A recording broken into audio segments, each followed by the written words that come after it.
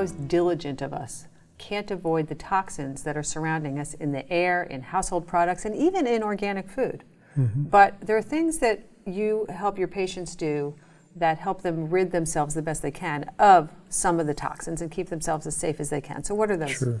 I like to look at it from three different angles. What can we do from the inside? What can we do from the outside? And then what can we do in terms of being more dietarily aware? And on the inside, probably the best way to help rid toxins is to use the primary organ of detoxification, which is the liver, to support the liver's function by giving it those things that it needs to bind and remove toxins. And we often think of the B vitamins, and that's very common. There's another substance which is really neat for doing toxin removals. It's called N-acetylcysteine. NAC. NAC, right. And this helps to bind and remove certain types of toxins. Once you have it out into the GI tract, we like to use an inexpensive, commonly available fiber, often prescribed for weight loss, called glucomannan. Then it'll bind a lot of these things and take them out of the GI tract. And so that's the internal part for So 1, 2, 3, 3 supplements, super easy. Yeah. B vitamins twice a day, just a multi-B. Multi-B is usually good for most, yeah. NAC, Right. and then glucomannan a few times a day. Right, and take the glucomannan about a half an hour before meals with a big glass of water. That's the best way to process it.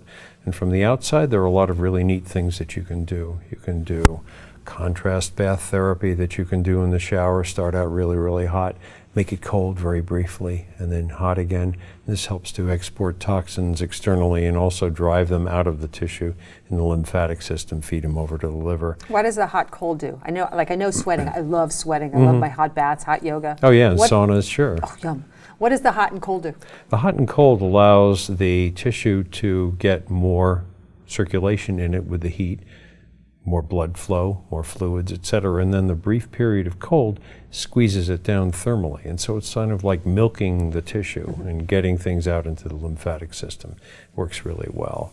And there's some other things that you can use too to help with detox depending on what's going on. Golden seal is a good one. Echinacea is a good one. And good old vitamin C helps. Okay. And then you said there were some things dietarily that someone can do. Sure. You want to do things that are smart. You want to have probably half of your diet, which is raw or lightly cooked foods.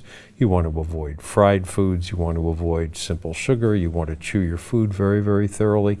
Common sense things that can help you to be less vulnerable to those toxins that might even be in the food and less likely to create toxins by cooking them inappropriately, like frying, for example. Oh, interesting. Okay, so it's not just avoiding the toxins, but your point in that is if you eat healthfully, then your body is stronger to be able to process the toxins that are attacking us in other ways in other places. Right, and also better able to keep those toxins within the gastrointestinal tract so it goes in one end and literally out the other. That's what we want. Absolutely. In, out, goodbye. You got it. All right. Thanks so much.